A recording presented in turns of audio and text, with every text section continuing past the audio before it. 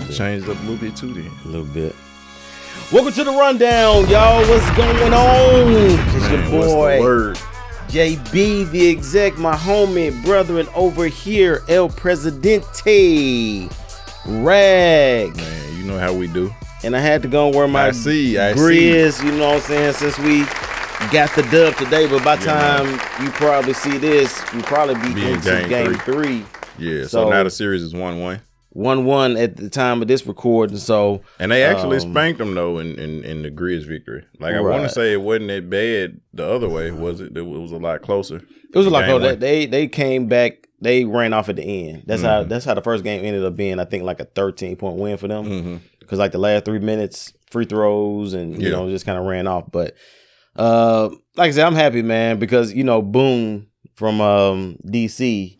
You know, anytime Memphis loses the Tigers or the Grizzlies, he hit me, hey man, you know, what's up with the Grizzlies, man? You said y'all one of the better teams. I'm like, dog, it'd be no choice in you rejoicing when the Wizards lose. Oh yeah, yeah. But they suck anyway. I told y'all, we on different levels. We're different tiers. You know, he a Redskins fan too. Nah, man. Okay. He's. I'm sorry, football team or champions. What are they? Titans, champions. Commanders. Oh yeah, I forgot. Yeah, that's it. I don't even. That's a whole nother conversation. Yeah, but he down. He's an Eagles fan. He's an Eagles fan. Okay, so he's still in your division. Yeah. So we be going. The back hate is real. We be going back and forth on that. So, but y'all, right now, go ahead and like this video right now. Yes, you right now, go ahead and like this video. And we're on all podcast platforms. That is Apple Podcasts, Google Podcasts, Spotify, Amazon Music, iHeartRadio, and Stitcher.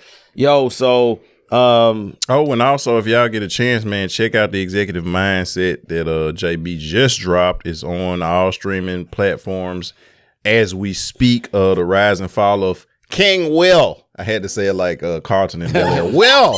Yeah, well. But yeah, check that out. You know what I'm saying? Because that was a very dope listen. You know what I'm saying? So check my boy out whenever he drops an Executive Mindset, as well as whenever he drops the Preacher Man podcast. Man. Go follow that at the Preacher Man. For sure. That's on all podcast platforms as well. So check us out on that. And let's go ahead and get into it, man. Let's get into this Kyrie. Actually, the NBA playoffs is going on. I want to set it up a little bit. NBA playoffs is going on. So one of the exciting series is the Nets and the Celtics. Right. Which it was a crazy game. I think I was at my mama's house when I was looking at it. And actually, I missed the last second shot because I was talking to my cousin Alvin. I looked up. I was like, oh, like what happened? You know, so I looked up. Yeah. But during the whole game, Kyrie was balling. Yeah. But he ended up going back and forth with fans, flipping the bird. He actually said some things after the game too in the presser. Was basically was like he won all the smoke.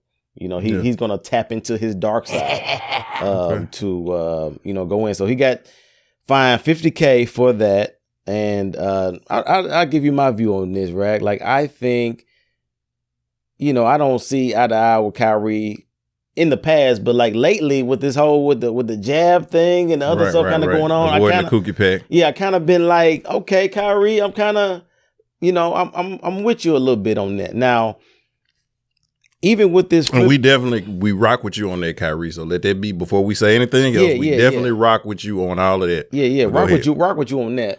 The flipping the bird, me personally, like I don't know if I have an issue with it.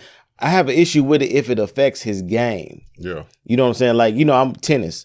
So, John McEnroe. John McEnroe used to get into with the umpires. But for breaking rackets. Right. Most players, they get him off their game. But they actually, like... Made him better. Made him, like, go in. You know what I'm saying? Kind of turn up. And so, I think this kind of making Kyrie turn up. And so, it, as a result, will make the series more entertaining. Okay. You know what I'm saying? To a degree. Now... His pocketbooks, I think Kyrie's straight. You know what I'm saying? $50,000 not going to really hurt him. I mean, he did make some money when he did the Uncle Drew movie. He did. Actually, that movie ain't too bad, bro. It's not. And you know what? Now, I ain't even going to lie. My favorite version of Kyrie is Uncle Drew Tyree. Hey, I can't. Yeah. I say Tyree, Kyrie, Uncle Drew. Yeah. Kyrie. Yeah, I know what you mean. Yeah. That was That was a pretty good movie. Like I watched it for the first time maybe two years ago, and I just I was just bored or something like that, and I was just looking. I'm like, dang, this is not. No, I used to love the commercials. Whenever the commercials, I was. It's not bad. So you, I ain't gonna lie, you completely went left with because when you told me what you thought, like I thought you were going a total other direction. Yeah, I know. Because you were talking about him raising his game. So okay, I can rock with you because I was finna be like, no, Nick, like, but the point I was making earlier off camera, like you look at guys like Bill Russell and stuff they had to go through. Yeah, like I know. Have you started watching The Winning Time? Joint? I never mentioned it. Yes. Yeah, so like if you see like some stuff Kareem had to deal with, right? Then you get in the 80s, you know what I'm saying? Like even with the Lakers playing Boston and like I don't know if you watched the last episode. Oh yeah, I'm up to date. Okay, but you remember what they said in the thing, like fuck Boston, like right. Yeah. Because they real life, like them fans were horrible, and they didn't just smile for the camera, right? But they, like you said, to your point, they raised their game up. Mm-hmm. You know what I'm saying? And so, like, Michael Jordan is the perfect example of somebody who he thrived off of. And you remember off the Last Dance documentary, I took that personally. Right. That is like so, and but that's what I think made him so endearing because even if you had to love to hate him, because if you was gonna talk your junk, like to your point. Oh, I'm finna drop 55 in Madison Square Garden. Yeah. You know what I'm saying? I'm finna hit the game winner and I'm finna tap the floor. And then I'm gonna be pointing to the fan that was talking like, that's for you right there. Right. You know what I'm saying? Like, that was kind of the attitude that, like, some of those, like Larry Bird kind of had that mentality. Yeah. Like, if you remember, they depicted him in Winning Time. And he was like, oh, y'all gonna trap me? I'm finna tell y'all what I'm finna do. I'm finna go over but if you listen to stories about him, like, and young and old, you know what I'm saying? They talked about how, like, he was that type of player. Like, he would tell you, this what I'm finna do. And don't talk trash to him, because that would get him. Right. So, to your point, I hope that Kyrie does that. I hope he's not so butthurt about, because that's the job of the fans. Right, that's what they're supposed to be doing. Now, if he wasn't playing the game and somebody came up to him in his personal time and did that, then I don't think he should be fined. Right. I don't think that the NBA should do anything, because he's a man first. Right. But when you're in this, it's kind of a give and take. It's like, I'm a wrestling fan. Yeah. And so, like, when you watch wrestling, you're going to cheer for Hulk Hogan and Shawn Michaels and Bret Hart and everything. Like, it was a time when you booed Stone Cold, and then it was like Austin 316, The Rock. But then you would boo like Triple H and these guys. You have faces and you have heels. Yeah. And so you cheer the faces, you boo the heels. So you're going to hear you suck, or I hate you, or I hope you die. But they don't really want you to die. They're, to your point, they're trying to throw you off your game. Right. And so you got to realize the psychology of it, and you can't buy into it. And so Kyrie seems like a mentally strong individual. Yeah. And so I hope that he doesn't, I believe he's better than that. Yeah. So we'll see what develops. Yeah. Me too. I think I'm interested, man, because like I said, once you tap into, that and stuff with the fans, now it becomes more, interesting. You know what I mean? And how, because KD actually had an off game. Yeah. And they, almost won that. So, you know what I mean? So who do you take in that series? Nets. I'm taking the Nets. Now, another good podcast we watch here is The Pivot. Mm-hmm. You know what I mean? With shout out to The Pivot, who did not return my message. What? Yeah, but I just be shining my support for these. And guess what? I still listen and watch faithfully. They're going to hit back, though. Yeah, they're going to hit back. They're going to hit back. They're going to hit back. Because if they have us on there one day and you so I want, we're going to have this clip loaded and ready. Yeah, it's going to be there. You know what I'm saying? It's going to be there. But we mess with The Pivot, man. Shout out to The Pivot, Ryan Clark, Channing Crowder, Fred Taylor, who should be in the Hall of Fame, by the way. Oh, yeah. Definitely should. But go ahead. Yeah, they had Shaq on there this past week, and, they have some of the dopest guests, you know what I'm saying? As far as not even, because I don't know if you peep this too, because I still watch I Am Athlete too a little bit too. I see a little back and forth, you know what I'm saying, kind of going on with, Ryan Clark be kind of punching, like he said, poking the bear. Well, yeah, when AB was on there before, he was like, yeah, I know, I seen you on another podcast, you was on the publicity, but here we try to get into something else more serious and dive into the person, You know what I mean? I think that was a direct shot at B Marshall and them. So I be peeping it back and forth when they be doing, but Shaq was on there. And he had a lot of interesting things to say. One of the things about, his regrets, about his divorce, his family life, and his basketball relationships. He actually brought up Penny. Right. You know what I'm saying? As far as, and I think he mentioned some of this on the 30 for 30 that they had a little bit. Right. That was on ESPN, but he kind of delved into it maybe a little bit deeper in that. And so honestly, I thought Shaq was... I thought he was A1 on there. I thought it was a very good conversation. I thought his perspective on there was like real good. He pretty much, as we get older, it's like, okay, now it's like, oh, hey, my reflection time. Right, kind of like my bad or that type of deal. And I actually liked that he took up for Penny too when Channing was like, oh no, he wasn't nowhere near Kobe. You know what I'm saying? And then Shaq was like, no, like, if he didn't get injured, Penny was that dude. Like he wouldn't have been on the top 5 all time. He was like, if he didn't get injured, like Penny would have been up there. So I'm salute to Shaq. And he said he only has 3 regrets in life, and he said that it was the 2 divorces he had, and then he said that was one, and then he said the other one was Penny, and then Kobe. Yeah, he says so. If his 3 regrets was his divorces, his relationship with Penny, and his relationship with Kobe. And he talked about being arrogant. He talked about like when you got everything going for you and you know it all. So I just think he was very contrite. And like to your point, I think that when you get older, you kind of reflect back and you look at what could have been, could have, would have, should have. And I'm just glad, man. We talk about this all the time, man. Accountability. Yeah. You know what I'm saying? Like everybody want to blame somebody else, but nobody wants to take accountability for where they fell short or what they could have done differently. So, man, salute to Shaq and salute out to the Pivot Podcast. Yes, sir. Yes, sir. And this next rundown here is one local here with the Tigers. Penny is basically doing a full overhaul of the roster. And the latest of the players that are leaving are Emoni Bates and Tyler Harris. Now, I don't know if you've seen as well, Tyler's mom was on social media after he pretty much announced that Tyler was transferring. Right. And she basically put out there like, this wasn't his decision. Penny pretty much forced him out. Wow. And that's, I think that can look at 2 ways because I've heard 2 sides to the story on that. But Corey hit me up about Emoni. He asked me the other day what were my thoughts about Emoni leaving. I basically told him like, I wish him well because he wasn't that much of a dynamic player for us for me to be like, I miss him like that. You know what I'm saying? It's all about. Well, you got to remember he came in early though too.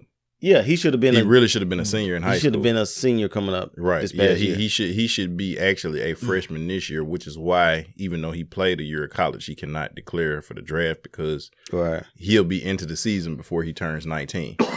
So he graduated early so he could, play. So actually, he's slated to be the number 1 pick next year for 2023's draft. Not no more.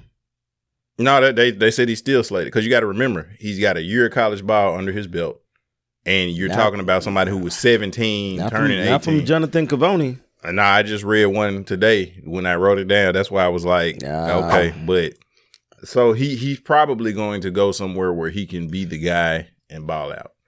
Hopefully, because we'll see. Because like I said, he has a lot of talent. He has the size. He got the height. It's just a matter of him. Really putting it together. Because to me, I don't know if he has it up here mentally. And so to kind of put things together, because Jalen Duren, he came out. He's about to go to we already knew he was going to go. Right. Lester Keonis as well. Lester, yeah. He put his name in there for the draft. Now they don't. They don't have agents, so they're actually eligible to return. Yeah, I think Lester. I don't think he'll get drafted. I don't think Lester will get drafted. But I think it would be good for him to go through the process to kind of see, kind of what's going on with that. So but again, like this is one thing I'm with Penny on this. Like everything on the court, the coaching and stuff, you know what I mean? But as far as getting the team together, we gonna have players. Mm-hmm. No matter 30 of people transfer, 10 people, we gonna reload. You know what I'm saying? I don't know who we gonna get, but Penny gonna get some players. So you know what I'm saying? That's gonna be that. So this next one here, man, you know more about this than me. Galen Young. Yeah, man. G Young, man, he was a standout, you know what I'm saying, in the 90s, high school basketball, you know, so he was still around the time of like Amory Sanders, Corey Bradford, Robert O'Kelly, Marcus Moody. Like he was, want to say maybe a couple of years ahead of those guys, but he was a standout at Hillcrest. He ended up, of course, playing versus Memphis a lot, you know, in CUSA because he played for UNC Charlotte back in the old Conference USA days. Yeah. And as a matter of fact, one year he was the conference tournament MVP, you know, and so he ended up playing, you know, professionally overseas and stuff like that. And he was in the coaching. And I believe we mentioned it last year in season 1 of the podcast. He was killed tragically. A car had ran into the house. And so now, actually, the young woman who did it, she's been indicted on vehicular homicide. And so hopefully, you know, the most important thing is that the family gets closure about this, you know, and you were saying off camera, like, it was just weird. It was a weird coincidence, and just like the way, like for him to be sitting in the room of the house where a car randomly crashes into it, you know what I'm saying? Crazy, man. But, you know, hopefully his family, you know, finds closure, and prayers to his family, and then prayers to the young lady because she's 19, man. And so like, white girl? Black black woman. And so we don't know what the circumstances were, what caused her, if she lost control of the vehicle, or if she might, you know, we don't know, you know, and so like your life has been changed because of one day, you know, one decision, one wrong turn. Like I said, we don't know what condition she was in. Right. And so we're not going to speculate and say she was this or that, right? Because all of that hadn't come out. But like, again, that's 2 lives, you know, like Galen's life was ruined, you know, last year, or his family's life was ruined, you know, by his loss. And then this young woman, Miss Rutherford, you know, her life is forever changed. Yeah. You know what I'm saying? Like, even if she does time and gets out, like, her life is not going to be the same. And so, man, prayers to both families because all of them are dealing with this. Yeah, no doubt, man. Because like you said, I remember reading a story in the Commercial Appeal last year, whenever it came out. And I think I told you off camera, it just seemed like a conspiracy right type of thing, because it was like, dang, like he was in this room at a desk. And so, you know, a car first had to run through kind of like a brick wall. Right. And it then had to hit him a certain way to make, you know what I mean? It was just, you know, it was just like, it was just crazy, bro. Like, it was one of those things to where, you know, then I was like, where did the person that hit the house go? Mm-hmm. You know what I mean? Like, did they vanish, or, you know what I mean? Like, it was like, where, you know, it was just a lot going on. But like he said, man, prayers to the Young family and the young lady that's, you know, being charged with it. Being charged, because I'm sure it's, you know, she got a tough road ahead. Yeah, you know what I'm saying, to say the least. So, we got another, I don't know what we want to call this. It's a rundown, kind of the quickie type of thing. But we have some a lot of tragedies in just this month. Yeah, some people that passed away. That one that's pretty fresh. Two for me that hit more home. I think all of them are familiar to me, but one is DJ K Slay. Yeah. Because I remember him, because this is just me. I don't know if this is actually true or not, but just in my eyes, my perspective, he was kind of one of the first DJs from New York to really mess with the folks down south. Yeah. Namely 3-6. Right. And DJ Paul and them. Like, because I remember him it was up at TSU and stuff. And K Slade, there's a lot of mixtapes coming around. Yeah, he stayed with the mixtape. Yeah. Really like the king of the mixtape game. Right. And he used to have like a lot of South stuff, like stuff that we grew up on in Memphis. Right. And so I'm like, dang, a New York dude? Like, I mean, it would be promoting them hard. Yeah. And so, and I heard, I'm not sure, but they said he passed from the vid. Right. But I've heard different things. So, we'll see. Right. Regardless, it's a tragic thing. It is. And he was the first DJ to, like, on radio say that he thought Ether was better than the Takeover. And that was kind of really what put him on the map, because when he the Ether first one to release Ether. Right, I want to say he played it, but he was did. saying that it was better than the Takeover. And so, like, he caught a lot of flack, but when he was playing it, and so, like, we have a whole term now when somebody gets decent, we say they got ethered, you know what I'm saying? But K-Slay was, and he wanted to smoke. Like, he was like, step to me if you got a problem. Right. You know what I'm saying? Like, matter of fact, his nickname was the Drama King. Yeah. You know what I'm saying? Yeah. So, man, rest in peace, DJ K-Slay. Yeah, no doubt. Next, Goffried. Oh, Gilbert Goffried. Yeah. And he was in the news, honestly, a couple weeks ago about the he's slap. Friends with he's friends. He's known Chris Rock for a long time. He knows and I Will remember Smith, him having I remember seeing a video statement, him talking about it. So this is something different, because I don't think he was like in the hospital or anything like that I knew of. And I heard he passed tragically. I'm not sure what they said. Yeah, his family said he had been dealing with an illness for a long time. Okay. And it wasn't out. But, like, if y'all don't know who we're talking about, and y'all know JB does a good job with putting people's pictures up, but he's the voice of Iago off Aladdin, the bird that was with Jafar. You know what I'm saying? He used to be the voice of Affleck. You know what I'm saying? Yeah. That Affleck, like, that was him. Beverly Hills Cop too. He was on the Cosby Show. Like, if you watch any of the roasts, they would get him, and he would be like one of the people who would be roasting, whoever was being roasted. Wasn't he on Honey, I Shrunk the Kids? He might have been a character, like a neighbor or somebody on there, but I think it was a neighbor. Yeah, but, like, he has a lot. He was mostly like a character actor, but he's remembered for, like, the way his voice sounded and everything, really loud and kind of annoying. But he like, man, got on that camera and rode it. You know what I'm saying, all the way. Yeah, and man, so it's just. Dude, man, rest in peace to Gilbert Goffried, and man, prayers out to his family. Yeah, no doubt on that. So those are the two that, like I said, I didn't know them personally, but the ones that I were more familiar with going in. And obviously, this happened a few weeks ago with Dwayne Haskins, and he passed. Yeah, and like I said, I think I was on the baseball field with my son. They were having a game. And I just saw it come up on my phone as a ticker. Yeah. I'm like, dang, and all I saw was an accident. Yeah, it was 2 Saturdays ago on the 9th. Yeah. And all I saw was an accident. Mm-hmm. And then when I got off, I looked, I'm like, dang, he was on a freeway. Mm-hmm. And you know what I mean? It was, then once you read the story, kind of get into the details, it's like, for me, I had questions. Right. You know what I'm saying? But like I said, neither here nor there. He was down there training. I mean, he could have been exercising. He could have been working out. Yeah. You know what I'm saying? Like,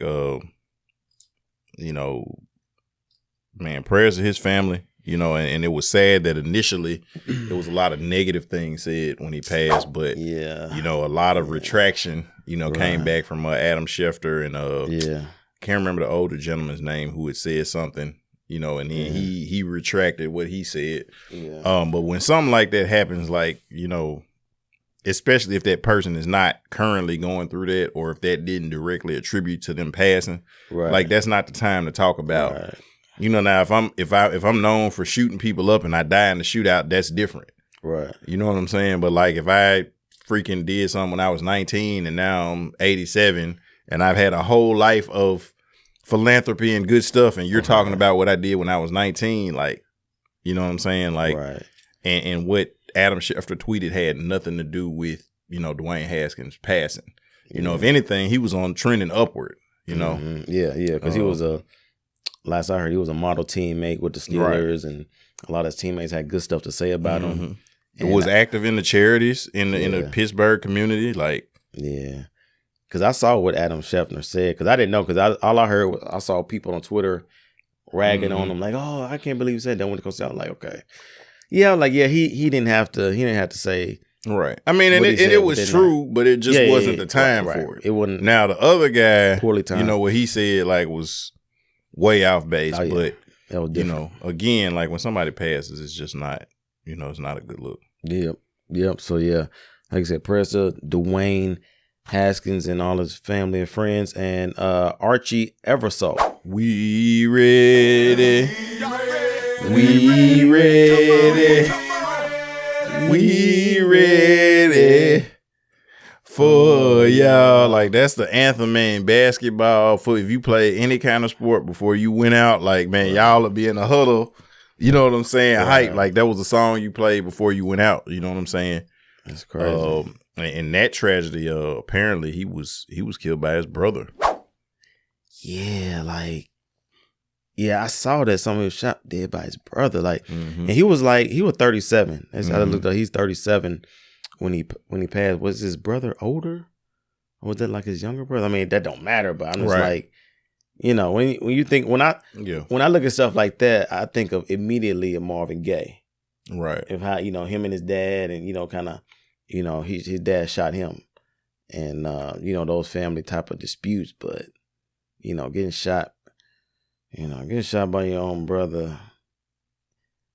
At the end of the day, we can get deep in there. It sounds bad but honestly, as we know, and again, we don't really know the circumstances. Right, exactly. That's what I'm saying. And plus, we know we're not officially blood, but we're blood. You know what I'm saying? As far as brother, and we're closer. Me and you closer than where we are to some of our own family. Right. You know what I'm saying? So, you know, so you can't. It sound kid about his brother. But you don't know. There's a lot of estranged family relationships. Right. You don't know that dynamic, that relationship. And again, you don't know the circumstances. You know what I'm saying? Like, if you walk in and you see something crazy, like if somebody messing with one of your kids and you walk in, do you really care who it is? Right. You're going to react. Yeah. You know what I'm saying? Like, somebody messing with your wife, do you really care who it is? You're going to react. You know what I'm saying? So, like, again, we don't know. And as we get more information, you know, we'll talk about it. But prayers to their family, because, again, 2 lives in the same family are affected by it. Tough. So, what do we got anything else on there? That's tough. And, on, I guess, a higher note, you know, Marcus Smart won the Defensive Player of the Year award. He did. You cannot be serious! You know, I don't think he should have won it. You know, personally, I think Boston was the number 1 defense in the league, and so they kind of put 2 and 2 together. Like, you know what I mean? Plus, a guard hasn't won it since Gary Payton in '96. You know, so I think they tried. Celtic hadn't won it since Garnett in 07, 08. Yeah. So honestly, I thought our boy here should have got more love. Jaren. I don't think he should have won it, but he did lead the league in blocks. Yeah. And so he should have been top 3. He should have been one of the finalists. Yeah, and he wasn't even one of the finalists. Nah, he wasn't even one of the finalists on there. So Marcus Smart winning it to me is like, he's a good defender. Don't get me wrong. I'm not saying. No, I mean, I think he should have been first team All NBA defense. Yeah. You know what I'm saying? Like I give him that. Yeah. You know, but Defensive Player of the Year, like, I don't, you know. Yeah. And again, you say he good. I think he's a phenomenal defender, but not over some of the other people that you had. Right. Because to me, this is just me. Like, if you gave him that, TA should have got one. You know what I'm saying? Like, right, yeah. If we going that back, year, you know what I mean? Like, honestly, I thought he should have won it the year Mark won it. Yeah. No, TA should have at least 2. Yeah. Right. Like, so Tony Allen, y'all, if you don't know, this is, you know, Memphis terms, I guess, you know, so to speak, but Tony Allen. Right. Well, how does Marcus Smart get one of them? You know who my guy is. Like, Scotty never got one. This is true. And he's like, you talk to anybody that played in the 80s and 90s, and they talk about how he's like one of the most complete, phenomenal defenders that they ever faced. You know, like Magic Johnson, and I said he turned Showtime into Slow Time. Like, Magic Johnson said, like, nobody ever guarded me like him. Like, so when you hear stuff like that and you see, like, okay, you got guys who were better than Marcus Smart that didn't get it. Right. And then you got guys like Bam Adebayo has a case, Jaren has a case, Rudy Gobert has a case. Mm-hmm. But congratulations, like I said, he is a phenomenal defender to me. So he is. But yeah, that's, you know, politic game. So y'all, until next, snap. What's up? We didn't talk about our girl from USC, Aaliyah Gales. Dang, we forgot. My bad. I didn't scroll down. I'm looking more. Okay, yeah. Also, we got the USC recruit, last name Gales, right? Yeah, Aaliyah Gales. Mm-hmm. got shot 10 times. Man, leaving the party. And has survived. Yeah. You know. And she was leaving before curfew. Like, she left. She was leaving at like 11 something. And this happened Saturday. So as we're recording this Tuesday, she got shot 10 times Saturday night. And her dad released a statement today, and he said that she's expected to make a full recovery. Do you know, was she the intended target? No, they said 4 other people got hit. And she just so happened to get, you know. Dang, 10 and times? So they probably used some type of automatic weapon. Right. It's probably some type of automatic weapon, because that's the only way you're getting, you know, hit like that. And they said like people just kind of was randomly shooting. But yeah, I mean, hopefully, man. And aside from basketball, like, she was the number 8th ranked player coming into next year. So she's a top 8 player of everybody, not just at her position, of everybody. Like, she's number 8 of everybody going to college next year. And so the question is, BC, will she be able to play ball again? Yeah. Well, they said full recovery. So now I don't know. I don't know how soon she'll be able to take the court, but you know, the fact that she bounced back from that, and she definitely has a testimony. And I mean, and that's the first thing her dad said. You know, actually, you know what I'm saying. He just talked about the grace of God and how good he was, and that, you know, prayers were answered. So for real, man, shout out to her family, man, to the Gales family, and man, hopefully you have a speedy recovery, and you know, go to USC and smash it. For sure. And the NFL investigates sure did. The Browns for tanking. I don't see this going anywhere. Yeah. You know, personally, I don't. You know, I think they're going to investigate it. You know, but I don't think it's. I think they knew about it. Yeah. Like, you know what I'm saying? Like, you remember when Luck got drafted and people was holding them signs out that said "suck for Luck"? You know what I'm saying? Right. And it was clear that the Colts were tanking, you know, and it was like, oh no, we went out and played every game hard. Like, no, you didn't. Yeah, like you might have, but your coach was not trying to put out a lineup, you know, for the best possible result. And I think the NFL is kind of had to do that because of the stuff that, you know, the old coach said. You know, because it's like, if they didn't, it's been like, well, hey, you know, so it's kind of like they have to put that energy out there, like they're going to do it, which they probably some posturing. Yeah, you know, to do that, but yeah. And I wanted to end on this, man. You know, you saw some of Dwyane Wade family picture, bruh, and you know, and I try to do my best to what they say, empathize. You know what I'm saying? But set up, I'll put the picture up here. But, you know, you see Dwyane Wade, we got Gabrielle Union, Dwyane Wade, then I think his son, I think is in the G League, his girlfriend, and then now you have Zaya, and her friend. Right. You know what I'm saying? That's okay. You can say that. Friend. I can say friend. Okay. And then they had other shots of them kissing.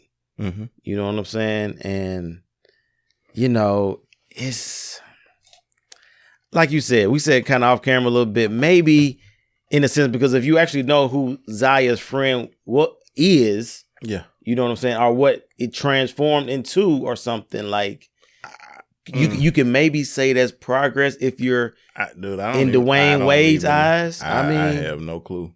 Like, I don't even know. I'm good.